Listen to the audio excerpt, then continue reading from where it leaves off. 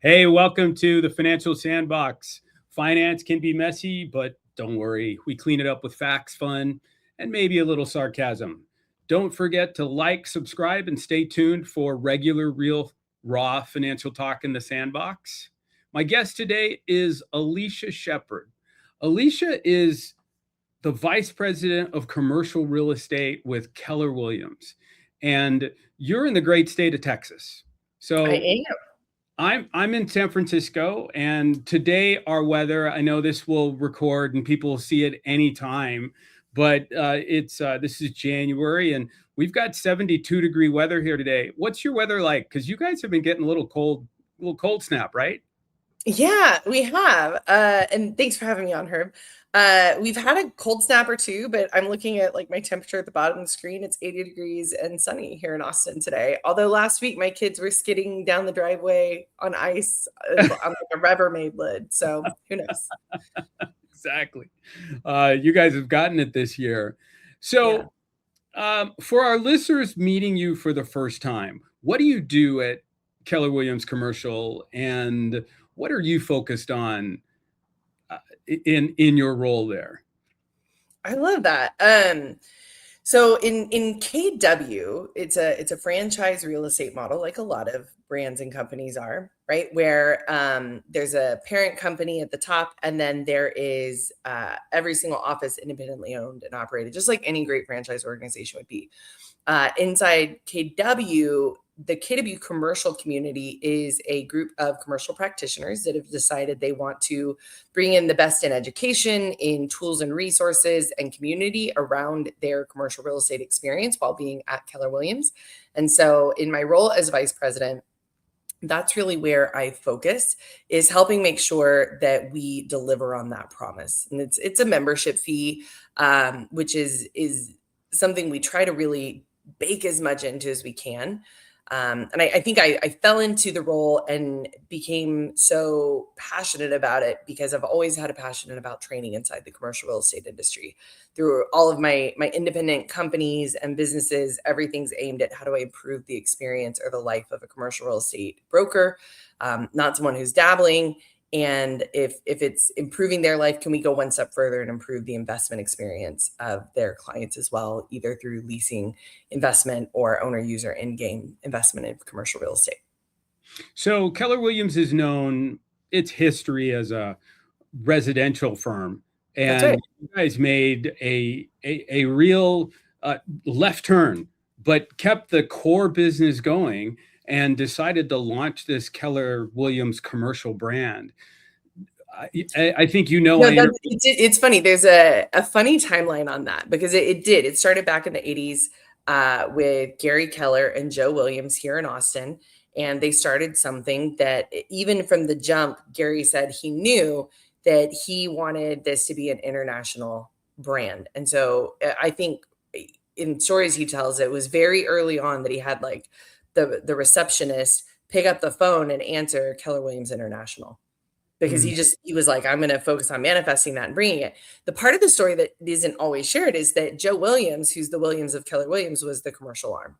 And so Gary brought the residential side, Joe brought in the commercial side, and together they started a company together. And they're this very like odd couple relationship when you look at the two gentlemen and their strengths and their brilliances. And you've met Joe. He is an absolute amazing human, but a bigger than life heart that loves easily. And by the way, is also an extremely successful commercial practitioner and developer. He has one of the largest land funds, I think, in the US right now. And so if my audience will go back, they will see I interviewed Joe a couple months ago. And I love that. He's such a hoot to talk to. Great guy. And his show has gotten a lot of views. And it's just his matter-of-fact personality. That's right. And just the joy that he brings in conversation. Joy, and I think there's an authenticity to Joe that you don't always see. So many times people are like very sheltered in how they show up in our industry. And I think that's a part of Joe that is really exceptional.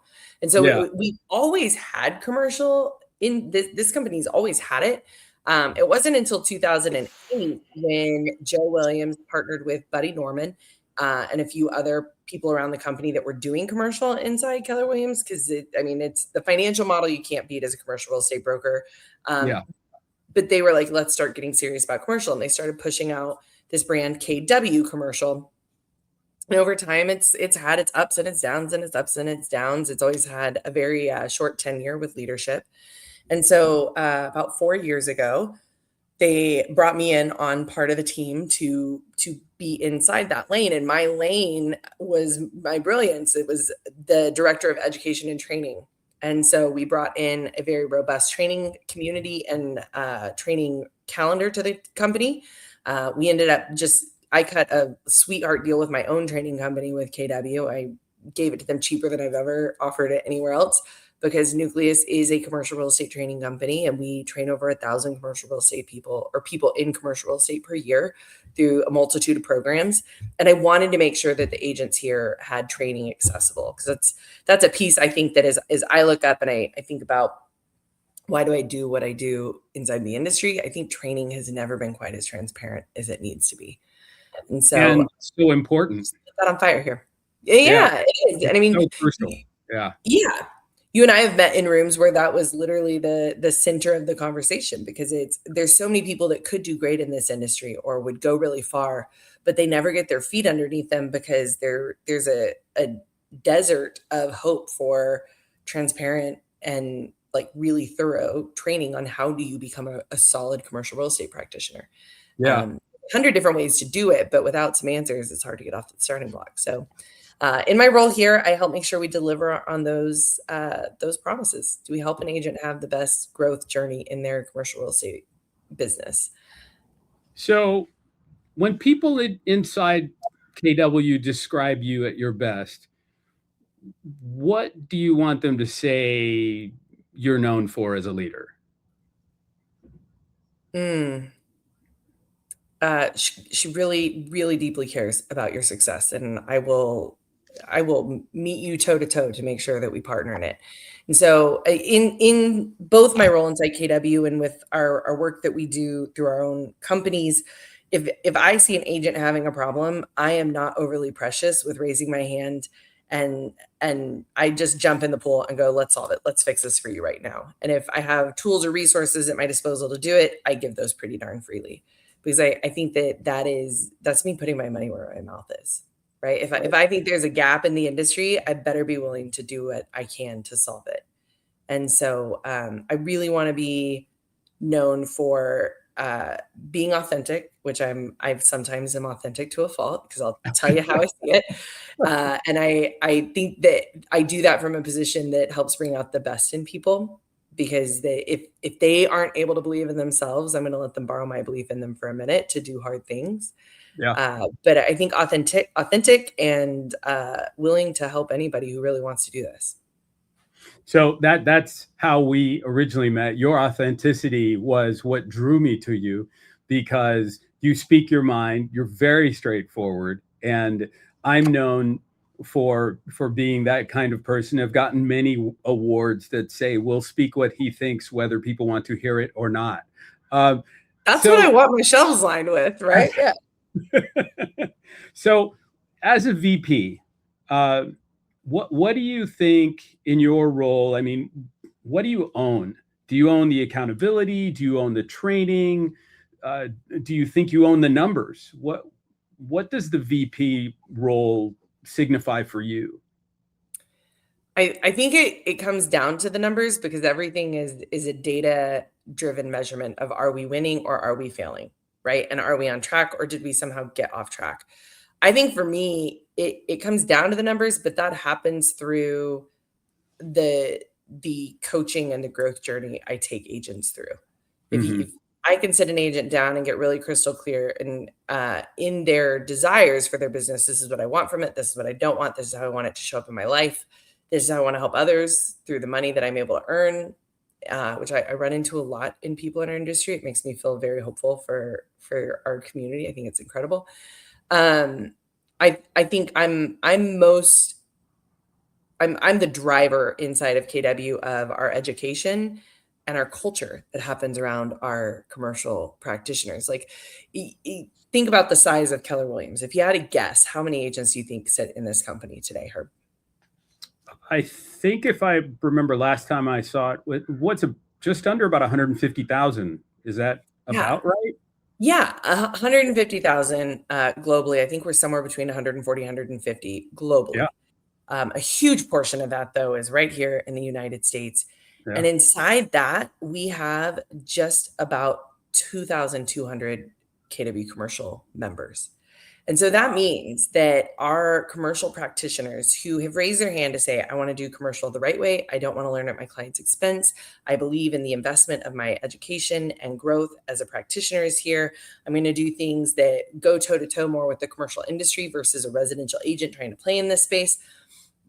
That is someone I carry a massive battle cry for, because they're sitting sometimes in offices of hundreds and in a few rare cases, like up to 1,000 residential agents. Yeah. And when those offices are maybe not partnered with their commercial members in a way that really protects the commercial space, two things happen. One, we over time ended up with a brand that's known for being resi-mercial. And I say that as a woman who's never sold a house, not even my own. I've got over $1 billion of production under my belt. I've done another close to 600 million in debt equity transactions. So I have a lot of respect for the commercial practitioner that found themselves at Keller Williams because of the culture this company loudly promises, as well as the financial model. It's designed for entrepreneurs, though. Yeah. And in that ecosphere where an entrepreneur who owns their residential business looks up and they go, my license doesn't say I can't do commercial, and they want to, that office that those two agents are sitting in is pretty much going to be the decision maker of what is the brand narrative of KW and Keller Williams, or KW Commercial and Keller Williams in that market.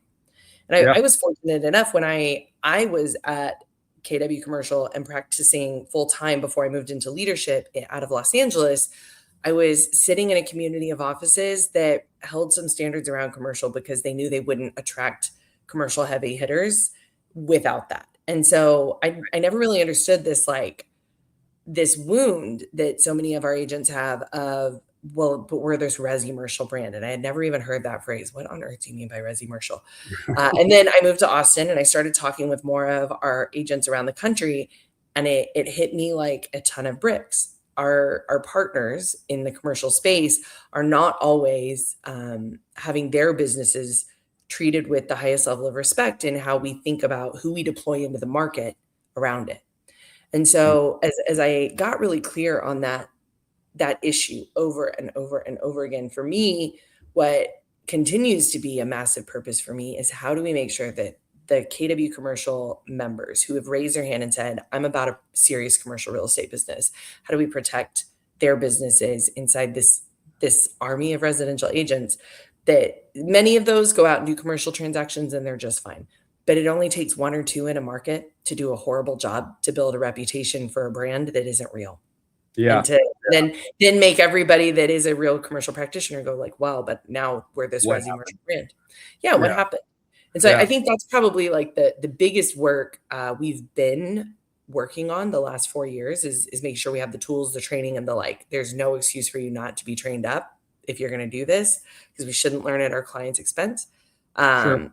To fix that for our commercial agents who chose to be here for culture or for financial purposes, for me, that's probably a huge chunk of why I do what I do. Right. So when you talk about the number of agents that you guys have, which is less than 2,500, your numbers are private. But when I saw your numbers last year compared to CBRE and some of the other big players in this space, you guys were about what, number 6 or number 7, somewhere in there. Yeah, we're higher up in the rankings of performance than one would think. And the reason our narrative has not been told really well is we're a franchise model. And inside that franchise model, the company's always been led from your brand is bigger than our brand. So while like KW commercial membership is there to support its members, it's not the gorilla in the room that we throw out into the market to like bang the chest for our agents. We're really there to help them be better business owners. And, I coach inside the company. I feel like I'm coaching all day long, no matter what conversation I'm walking through. I feel like I coach more hours a day than I don't. And in that relationship, that's what we aim to do. What is a company we have not done well is build a moat around our commercial production to tell that story. So every Keller Williams office has a different name. And therefore, San Antonio is a great example. In San Antonio, there's 4 different commercial offices or spaces where our commercial agents sit.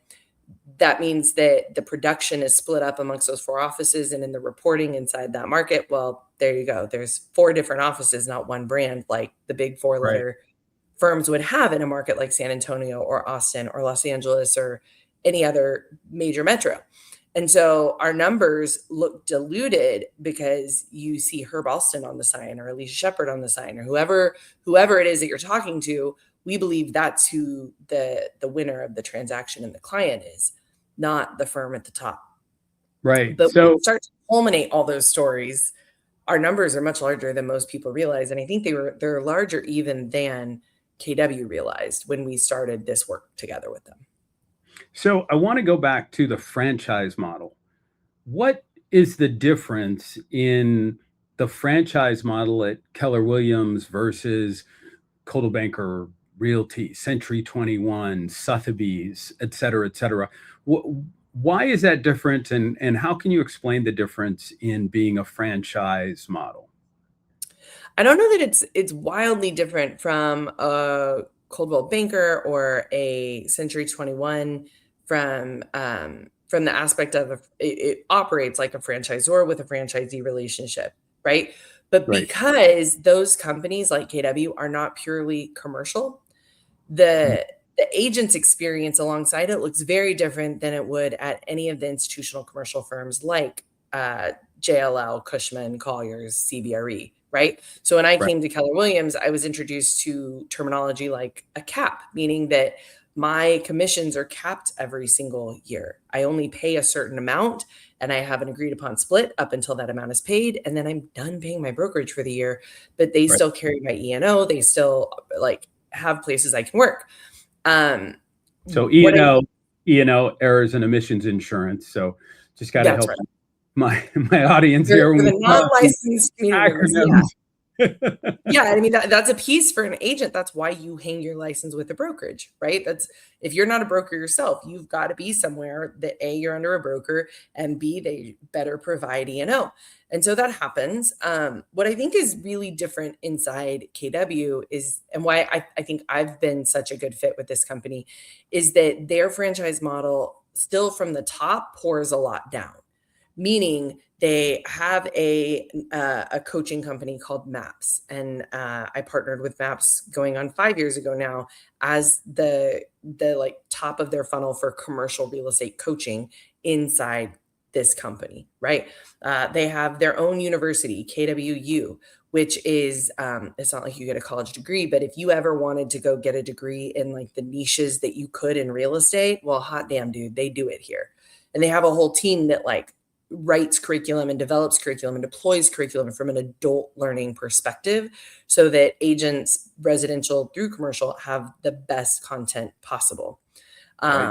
They have a massive culture personality, and I credit a lot of that, if not all of it, because I think you witness people and you can tell if their idea of culture is like lip service or real. Yeah. There's a woman, Mo Anderson. She was the first CEO other than Gary to be over this company. She's also the first female CEO of a national real estate brand in the United States. And she is this little spitfire out of Oklahoma. And she will just hail you that she is going to love on you. But I mean, that woman is like the textbook of Velvet Hammer, because we live or die by our standards. And I think the company sometimes steps away from that personality a little bit too much. And I think any company shies away from like a real love affair with standards. because we don't want to make people uncomfortable. But if someone's discomfort causes them to grow, well, then who are we to keep them from that? And I think Right. Mo is a really good testament to that. She's probably the leader that I have ever gotten to know that I think genuinely showed up in ways that she demonstrated through her standards that she cared about people. And so I think that what's different in this company is you start to stack all those things up. And while it's a franchise organization, most of our agents wouldn't look up most days and tell you that they feel that, because there's this giant ecosphere around the company. We do national events, both from the big shop or down into an area like KW Commercial. They do events throughout the year that are commercial focused, and that community that this franchise is really committed to, I think makes all the difference in the world for how an agent gets to feel as a business owner here. So what are you seeing in the commercial marketplace right now, not only in the various cities across the country and their market, but when you're talking agents, what are they underestimating? And what do you see that agents are underestimating about themselves? That's a powerful second question I'm going to answer first. Agents underestimate about themselves their ability to evolve. And what I mean by that is, both as a coach, you went through one of my programs, 7 Figures in 90 Days. So in that program and in one-on-one coaching, I have watched agent after agent after agent believe that they're the victim of their habits, or that the way they use their time or they don't use their time is, it just is what it is, or they don't know the right sales conversation, so they must not be able to have it. And that limited scope of just reckless belief in oneself, I think is where agents have the biggest opportunity to change their life massively. And I that's not like getting overly like guru-ish about real estate, but I've now coached, trained, had agents on my own team into the hundreds. And then I've led into the thousands. And the narrative remains true that when an agent isn't getting everything out of the business that they want, it's because they're not showing up with every ounce of who they could be. It's the ounce of what we're comfortable being today. And I say we because I've been there, right? Like that. Yeah. That's a very human condition. But if we decide to allow ourselves to have just unabashed belief in what we could do, then things get really good really fast. And once you have someone like coaching you from the sidelines, I mean, if I forget the name of the coach because I'm a horrible sports fan. There's a college basketball coach, Louisiana. She's the women's basketball coach out of Louisiana. She's this tiny little spitfire that always wears these like big audacious suits, and she is like screaming her head off from the sidelines for her team to like go do the thing and go get it. Like, I'm that version of commercial real estate coach. I will give you the tough conversation and we're going to keep going through it. And I'm not giving up on you. You better keep going because you can do this, right? I picture her in my mind a lot through the day, and I'm like, do I look that animated? But hopefully not. And so sometimes you do. I might. Yeah. But I fully believe that it's that condition that keeps us from doing what we could do in any market, because it doesn't matter what's happening in the market. You're in a buyer's market and a tenant's market, or a landlord's market and a seller's market, and we're somewhere flowing between those two. And so it's always a market to do things in. You just have to decide how willing are you. And I don't really care what you want for your business until you show me what you're willing to do for it. It's interesting. This past weekend, I was reading something and I got distracted by this phrase that said, "You aren't busy, you're distracted." As you were distracted, you just said. I was distracted as I read it. That there's something brilliant in that herb. Right. And it sat with me all weekend, and I lead a mentorship program with agents as well. And I came in and I said, look, you aren't busy, you're distracted. Whether it's Facebook or TikTok or Instagram, or there's so many things to distract us. Where do you see that distraction when it comes to agents trying to build their business, trying to grow their business, trying to meet their own goals? What's the tangible thing that you see agents getting distracted by that you would give them 3 pillars that said 1, 2, 3? Perfect. One, you're going to get out of your inbox and you're going to spend 2 short sprints in it during the day each day. And what I want that to torch for any agent that decides to try it is the instinct that you come in and you open your inbox and that's how you start your day. That's the biggest downfall of your day. And 2, that you have to keep checking it all day long while you're anywhere, either from your laptop or your desktop, or while you're in a meeting, or while you're watching something, or while you're in the line at the bank depositing the commission check that's a little smaller than the one that you thought you wanted because that's all the deal that you had time to focus on because you were playing on this stupid phone with your stupid inbox. Right? And I make it sound like pretty yuck on purpose because the next time you're doing it, I want you to catch yourself and oh, I'm doing that thing she said I do. Yep. Yeah. And I know you do it because I did it. And I see countless agents do it. And they will fight like hell to keep that habit that they know is not serving them versus evolve that piece of themselves. Sure. So that would be number 1. But inside that whole pillar is reduce the noise that technology brings. Because technology is able to do such a so great much. go back. Reduce the noise. Reduce the noise that technology brings, because we're using so much technology right now to accelerate our businesses, right? But there's a certain behavior pattern that if you don't engage with it very carefully, you are actually becoming your own brake pedal. Yeah. And I'll use a really good example. And this is the one that probably whopped me upside my head. I was about 12 months into being a commercial agent. I had been a commercial ops person before that. And I was in my CRM and I was following all the dings and the pings and the reminders and stuff that I had set up for myself inside of it. And then I got an email notice from one of our favorite Death Stars inside commercial real estate that there was a new listing in my market for the product type I served. And my face went white because I was like, I don't even know that building. How did I don't even know. I didn't know this one was coming. How did I not talk to this owner? Because I prided myself on, I made more calls in the office than anybody. I came in before most people did. I worked my ass off. I would go home and I would do all my database researching at night and then get back in and do it during the day. But I had gotten into this rhythm, which I think is the number one technology fall after email that people get into, is my database had an alarm and told me who to call today. And before I knew it, I finished all my alarms, but then I had busy work to do from all the calls that I had made or the things that I had done. Well, I opened up my database and I realized that property was in my database, but I had never called the owner in all the time I had been prospecting. Wow. And I was like, well, that must be a fluke. Nope. I was over servicing probably 20 to 30% of my database and totally not even touching a giant chunk of it. And that was happening because I was chasing these alarms I was giving myself. I would have a decent conversation with somebody and it felt like, oh, well, I'll follow up with them. So I'd follow up in 2 weeks and then I'd follow up again in a week. And then I'd set all these follow-ups. Well, it led to this vicious cycle where you're over following up with people who aren't doing anything. And you're not even touching the giant swatch of your database that you could be talking to that someone else did today. And I built a system for my database that now has been the reason I wrote a book called The 8-Week Database for Commercial Real Estate Agents that shows you how to organize your database so you never have to set an alarm again that's shorter than 24 hours.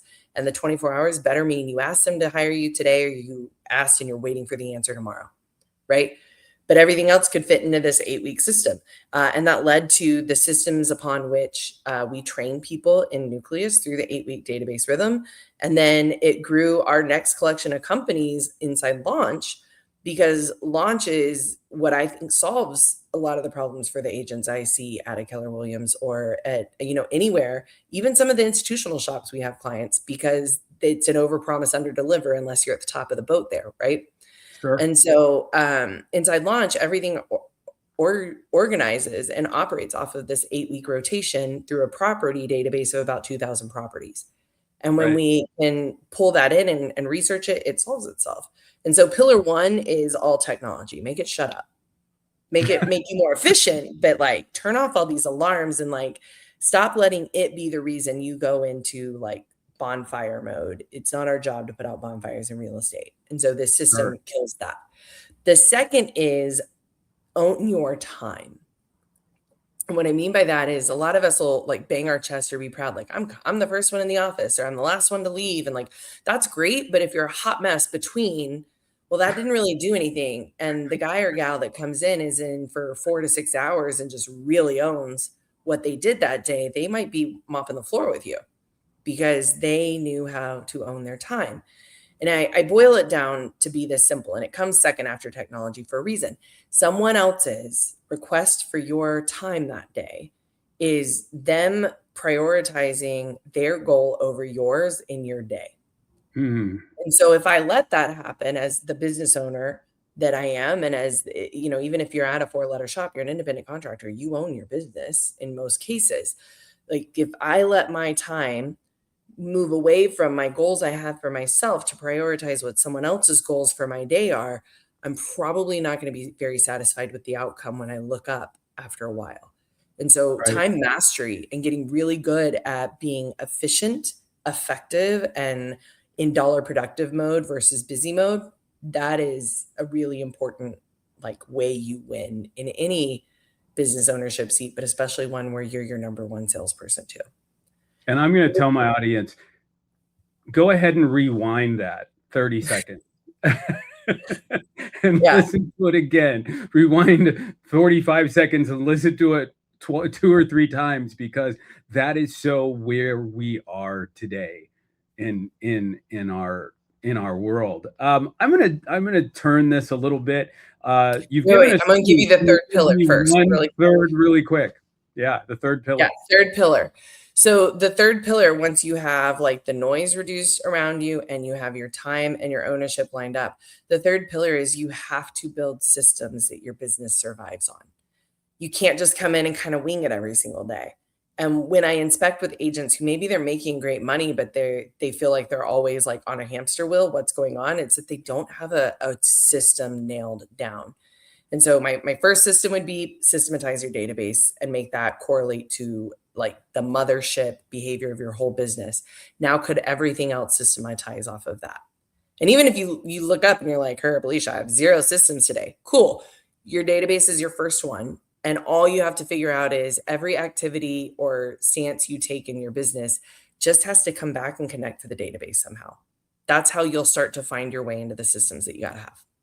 There's so much in here. As you know, I have a blended background in real estate and financial services. I focus on 1031 exchange, a lot of investment property owners, and in financial services and real estate. What you're talking about in terms of these systems, they overlap any sales role. So I hope that my audience, when they're listening to this, whether you're in financial services or you're in software sales or a sponsor or any kind of marketing sales role, this is so relevant to all of our roles. And you have 5-year-old triplets. I do. And so, I mean, how do you pull this all together? I mean, they're 5. What do people assume when they look at you and your ability to juggle everything that isn't actually true? I think there's 2 assumptions that happen. One, they assume that I must just work crazy ass hours and never sleep, and my life must be chaos. And I've even had people that are really close, partnership level, that even when they witness my life and they hear me say otherwise, they're so overwhelmed in their chaos that they refuse to believe that I must get 8 hours of sleep a night and I must not be crazy and I keep it pretty well organized. And I let that be their narrative because that's not mine. Right. And so is their assumption that my life must be crazy true? For them, it might be. It might be because what I'm willing to do in a day to accomplish what I want to accomplish as a mother, as a wife, as a daughter, as a business owner, as an employer, as a coach, as an investor, in all of the different lanes that I'm in, I'm willing to have a very, very regimented structure to my 8 a.m. to 5 p.m. every single day. But that means that before 8 a.m., we get the kids up at 6:30, depending on their age range. And then we've got them out the door by 7:15 to 8. I'm finishing getting myself ready. And then I go into work mode. I do everything I love doing during a day, and my bucket is massively filled in the work that I do. But 5 o'clock hard, I'm out, and now I'm into like go pick up the kids at the school, and we come home. I cook dinner for my family every night. I hang out with them.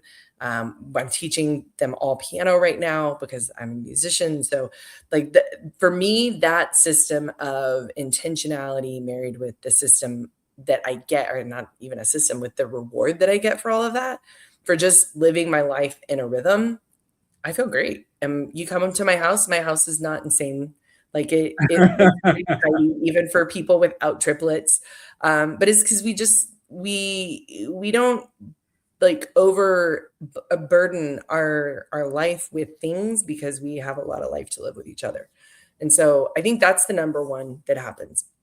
So And I've for those of learned you who over are time listening, to let let that me be remind settled. you, she's got a 9-year-old, Yeah. 5-year-old triplets, vice president at Keller Williams commercial, and she gets the kids up daily at around 6:30, and she's Yeah. in the office somewhere around 8. So Not around, like I'm on my first Zoom 8 o'clock on the nose. But all see, right. there's the difference in it, right? And like before the triplets, I probably wouldn't have been that regimented. But now I know that like I've got from 8 to 5 to make it happen.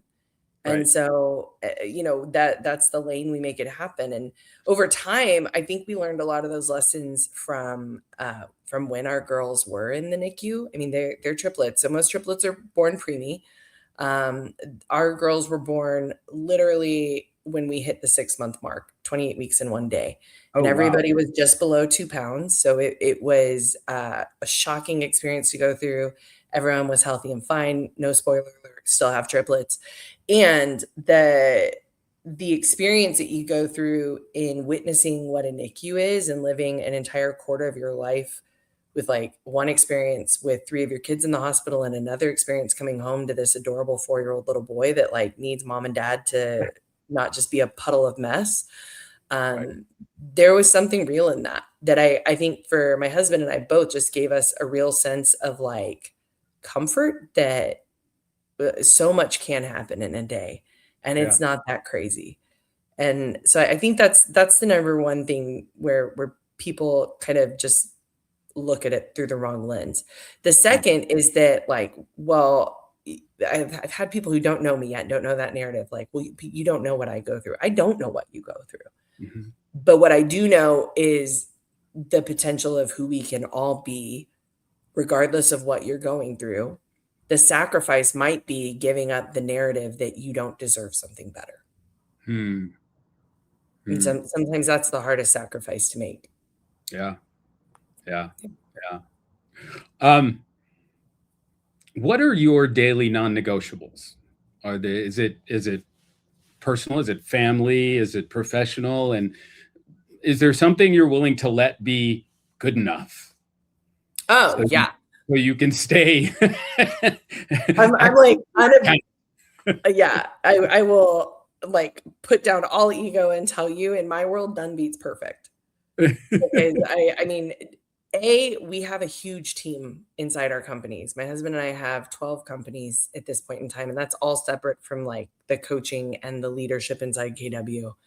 And we know that nobody gets great things done by themselves, so you have to have a team.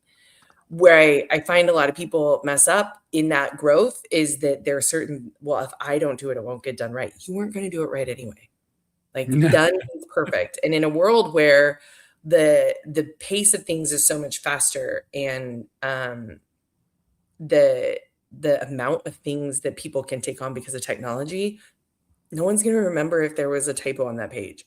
Does it matter? Sure. But am I going to lose sleep over that? Nope. We're going to get it done. And so I think for me, the number one non-negotiable is, if it doesn't need to live on my desk, I'm going to find who in my world it does go to.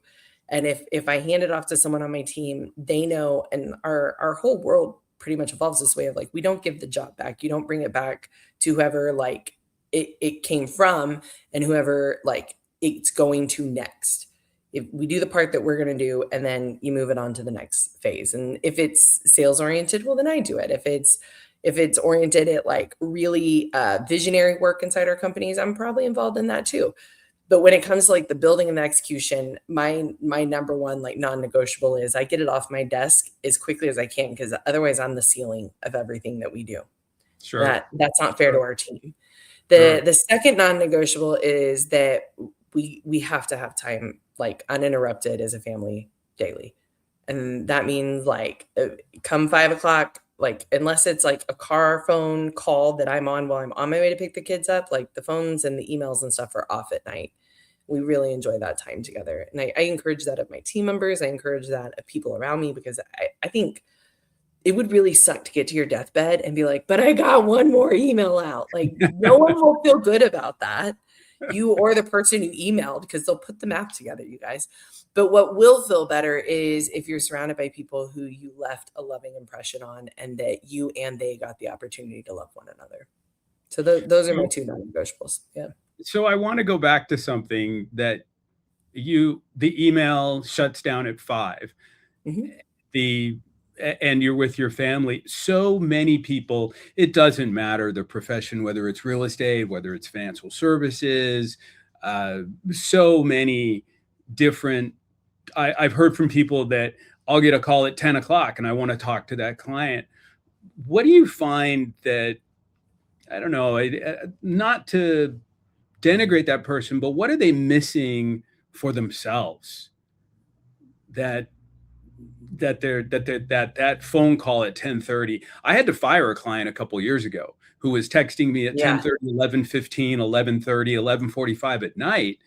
And the next day I had to have a conversation and say, look, I'm available, but I'm not available after 9 o'clock. And you don't expect a return text, phone call, whatever, until 9 o'clock in the morning or 8 o'clock in the morning when I start my day. That's you having a standard, right? And so I think it's a good question. What is that person missing who feels like they need to do that? I don't know.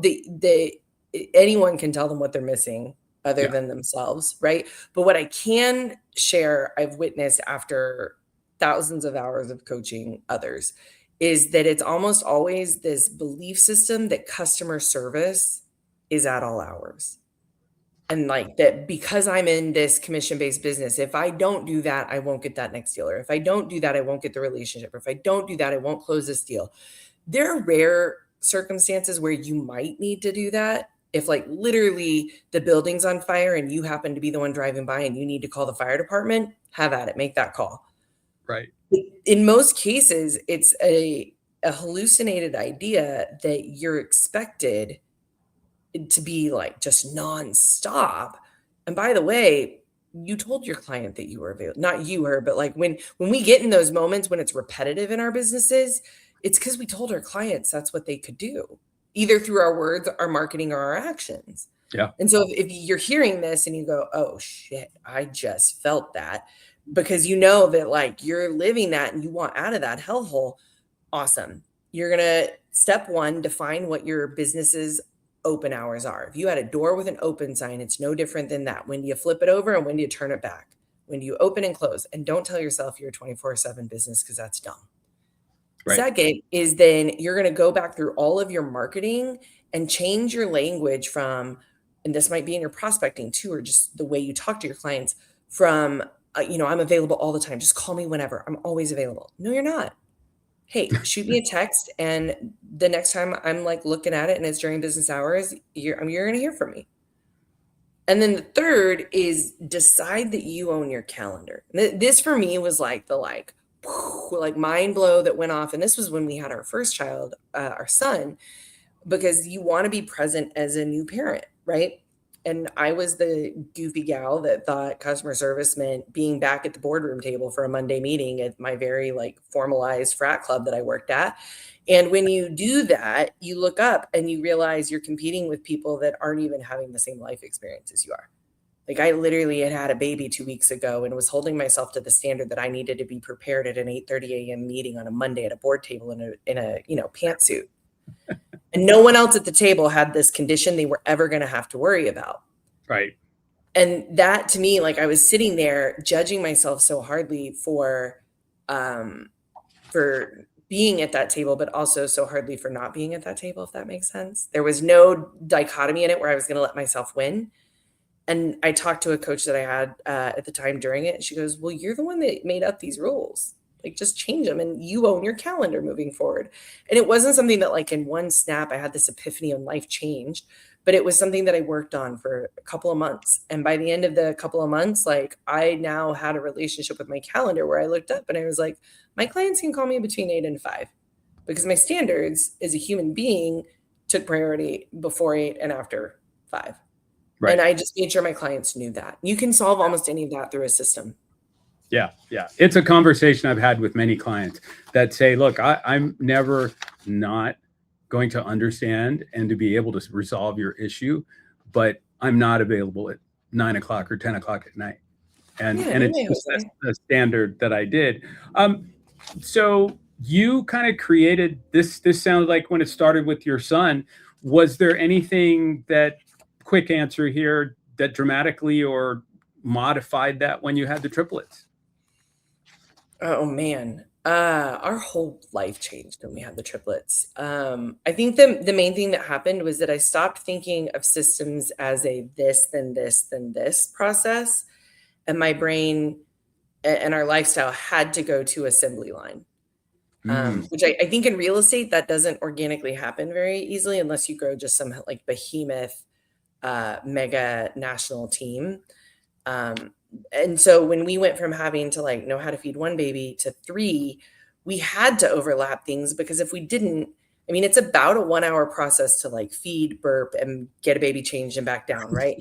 And so by the time you lay that up, do the math, boys and girls, 3 times 1 times 8, because they each have about 8 feedings a day. We weren't going to stop. Like it was just going. So we had to assembly line everything. And the NICU was probably the biggest gift we ever had for that because we watched these nurses assembly line everything for a full 3 months. And we just came home trained. And that methodology changed our entire life. Like I only see the world in assembly lines these days. And like rhythms, which I've always seen rhythms as a musician, but this was a whole new way to think of them. And when that came back, changed your business strategy too, right? Yeah. I mean, that was the moment that, we took the gut call. It was during COVID. And I was like, we've been darn close to me getting out of production for a hot second. Let's just rip the Band-Aid. Let's try it for 6 months and see how we feel. And we did. And in that 6 months, we started growing more companies. And we were realizing that our SOP for how to grow a company gave us assembly line capabilities, and we scaled really fast. I think a lot of people think if I stop my process to recreate or modify or change my systems, it's all going to fall apart. Oh, 100%, because that means you had to stop behaving chaotically. So that's the narrative we tell ourselves to give ourselves the reasonable reason not to fix the shit that's broken. Right. Because it would be too painful and too hard to actually admit we didn't get it right the first time. But most of us, I think, never get it right the first time. Yeah. Let's talk markets. I kind of want to touch on, we've seen so much change in real estate. Compass merging with Anywhere and creating what may be the largest group of agents around the world. It is the largest group. It's the largest, right? Yeah. So what do you think the signals for the industry are over the next 12 to 24 months in real estate? And granted, Compass and Anywhere is more residential focused. They do have a commercial presence, but what do you see and how do you see that affecting the market as a whole? Do you see anything there? I think we're looking at the same things that every other industry is looking at and asking questions about right now, and it's compression. The release of AI and the way that technology can play and just the financial metrics of what it means to have an employee or to have even virtual staff that's overseas. There's so many metrics that are stacking up against the way business has always been done, especially for small business owners, which you might look up and be like, clutching your pearls. I am not a small business owner. I do millions in volume. Like, of course you do. But from a headcount standpoint, like if you're less than 100 employees, you're still looked at as a small business in the United States, regardless of how much like mass amounts of volume or income per person you're bringing in, right?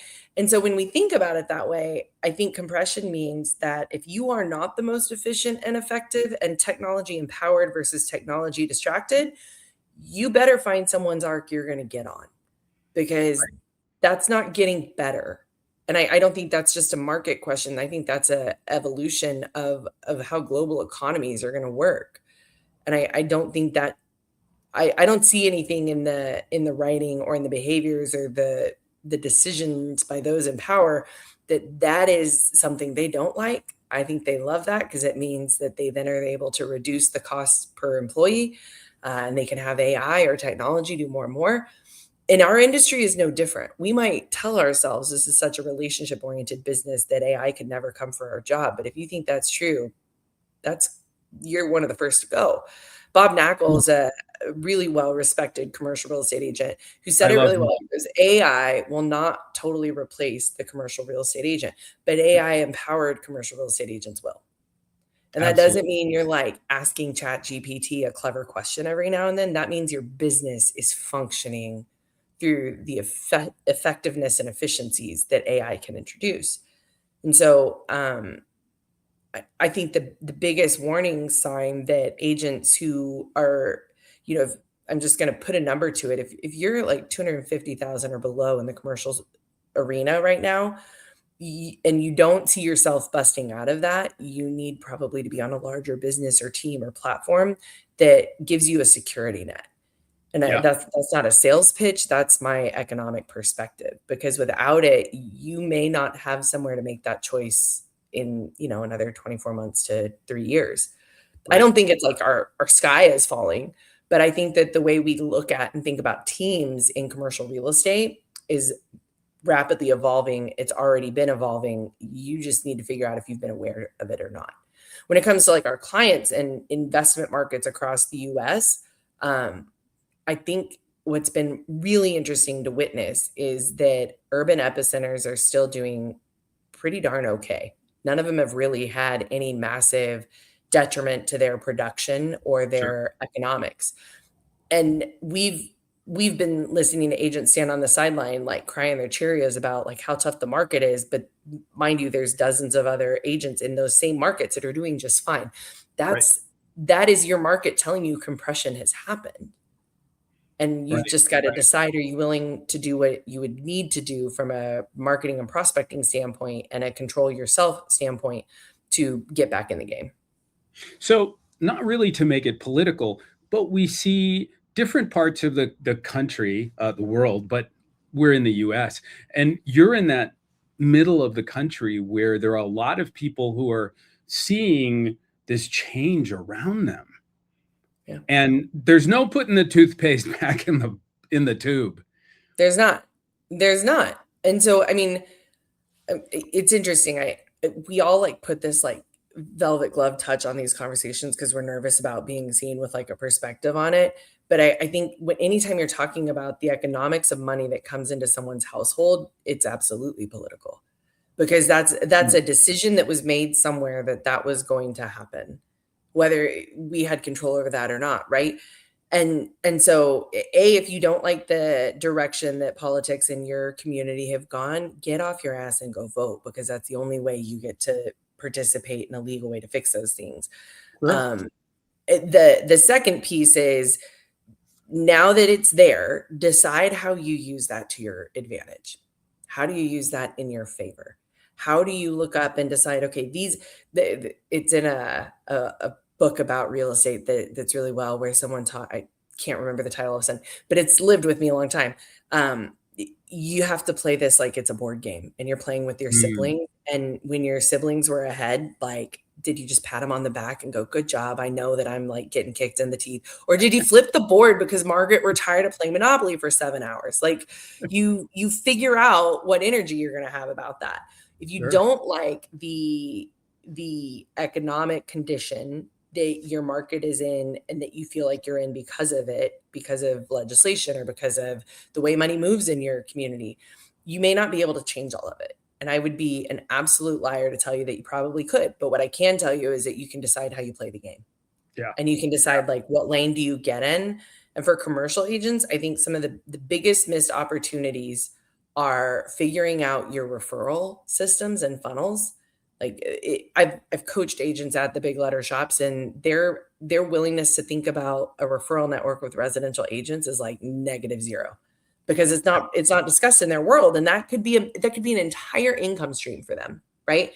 Inside our companies at launch, we are literally beta building products right now that when an agent like goes and delivers it to their investor client as a product to that investor client, that we will rev share with them on. And when that client ends up coming back in and says, based on this product, I've made my decisions, I know when I'm moving to market, we'll just drop that agent right on top of the deal, because we know that for more agents to be on more arcs is going to matter, but they got to have a way to survive between deals. And so we're asking the question, how does launch become the lead funnel at the top for them that services the deal between the deals and make sure that the agent stays plugged in at every step along the way?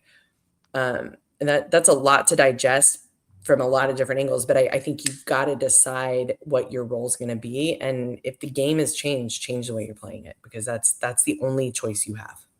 It's an interesting sort of way that you explain it, because it's a lot of how I do my business. I teach. Yeah, you absolutely do that. I think the way you look at the evolution that a client goes through the different exchange options they have, I think you're really wise at leveraging that. Thank you. Yeah, I teach.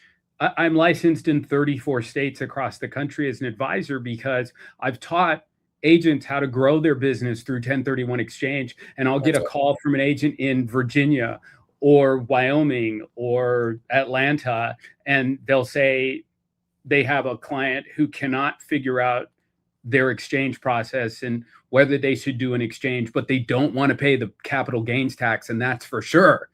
Yeah. So I don't blame them. And they call me, and I'll talk to them about, well, let's talk to your client. Let's have that depth of conversation and help them to understand it better.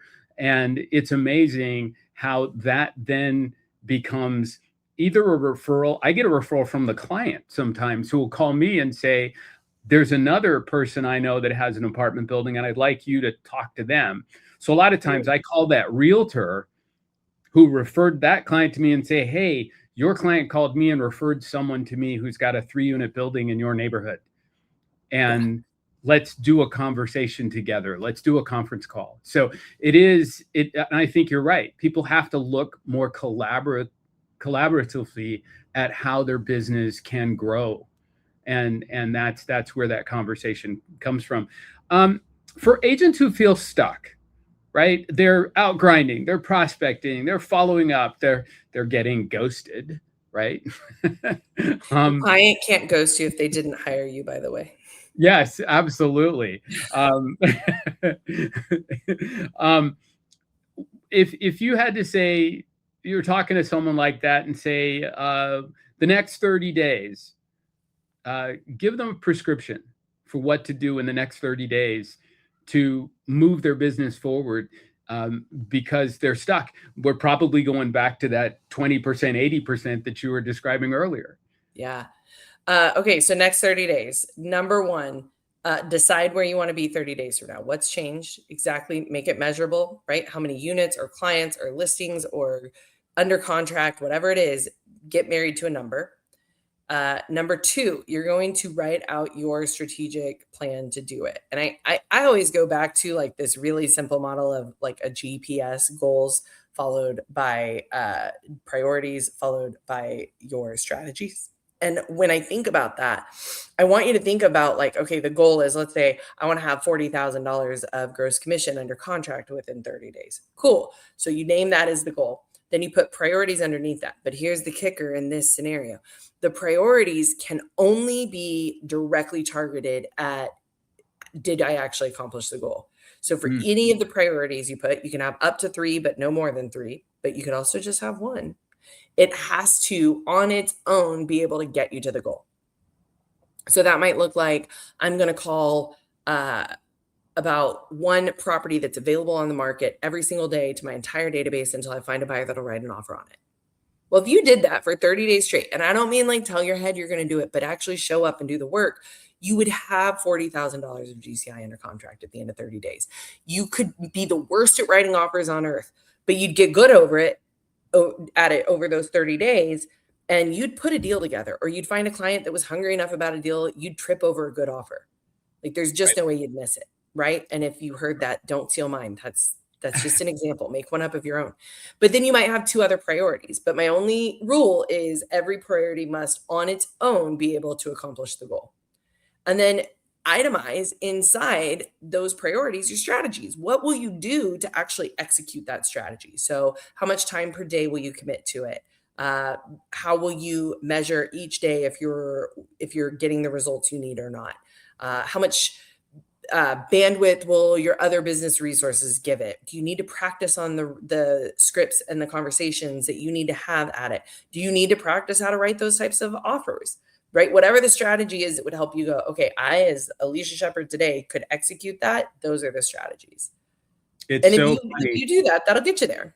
It's so funny you say that, because I have agents, coaching agents, I have agents who call me and they're having a difficulty writing an offer.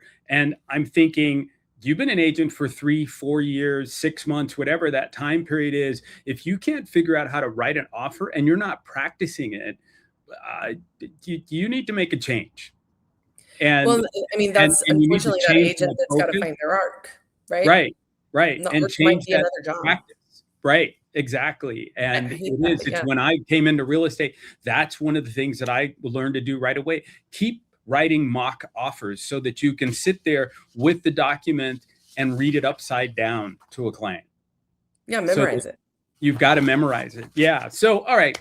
You and I could talk forever. I'm so in love with you because I love your energy, your focus, and your willingness to share your knowledge. It's great. I'm going to do a couple of really quick sort of 10-second answers. What's your rule for saying yes and your rule for saying no? It's only a yes if the next day when I'm laying my head down to sleep and I miss a goal of my own in order to do it, I'm not going to be mad at you for it. Which, by the way, I'm mad at myself first too. So yeah. What has motherhood taught you about leadership, especially when it comes to patience, divisiveness, and delegation? Nothing is so complicated that putting your hand on your heart and taking a breath can't solve it. That's great. That's awesome. Say that one more time. Nothing is so complicated that putting your hand on your heart and taking a breath can't solve it. So imagine, Herb, I've got they're 5 now, but at one point I had 3 3-year-old like hellions in my house that if one was in a bad mood, the other 2 were, because they sync up like this. And there were days that my husband and I just were like, we're doing this.